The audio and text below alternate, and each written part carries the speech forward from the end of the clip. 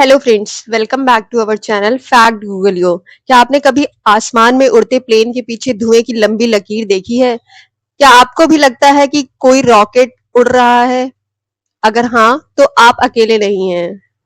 तो आइए जानते हैं आम धारणा क्या है। अक्सर लोग इसे रॉकेट समझ लेते हैं।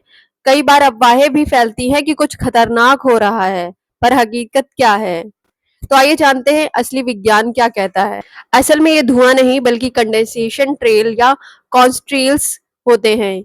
ये तब बनते हैं जब प्लेन के इंजन से निकलने वाली गर्म गैसें ठंडी ऊंचाई पर जाकर वाष्प से बर्फ के कणों में बदल जाती हैं। तो आइए जानते हैं कंड्रेल कैसे बनते हैं। पानी का वाष्प इंजन से निकलते ही ठंड में जम जाता है। यही बर्फ के महीन कण उस सफेद धुंध का रूप लेते हैं जिसे हम देखते हैं। ये प्रक्रिया उतनी ही सामान्य है जैसे सर्दी में सांस से निकलने वाली भाप। तो आइए जानते हैं क्यों अलग-अलग समय पर अलग लकीरें बनती हैं। ये निर्भर करता है ऊंचाई, तापमान, नमी और हवा की दिशा पर। कभी लकीरें जल्दी गायब हो जाती हैं, कभी बहुत देर तक बनी रहती हैं। तो आइए जानते हैं इतिहास में पहली बार कब देखे गए थे कॉन्ट्रेल्स। द्वितीय विश्व युद्ध के समय पहली बार बड़े पैमाने पर इन लकीरों को नोट किया गया था। कई बार दुश्मन को चकमा देने में इनका इस्तेमाल हुआ है।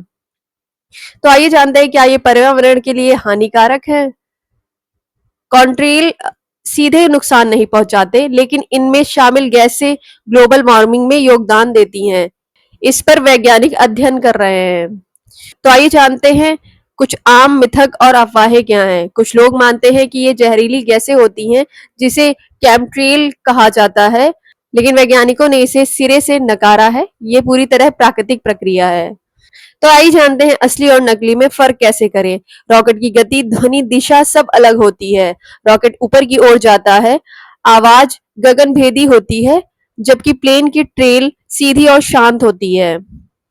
अब जब आप जान गए हैं कि ये रॉकेट नहीं बल्कि प्लेन की स्वाभाविक प्रक्रिया है, तो इसे शेयर करें ताकि और लोग भी भ्रम से बाहर आएं। और ऐसे ही मजेदार वैज्ञानिक तथ्यों के लिए हमारे चैनल को सब्सक्राइब करें। मिलते हैं अगली वीडियो में एक नई जानकारी और फैक्ट के साथ। तब तक के लिए जुड़े रहिए हमारे चैनल के साथ।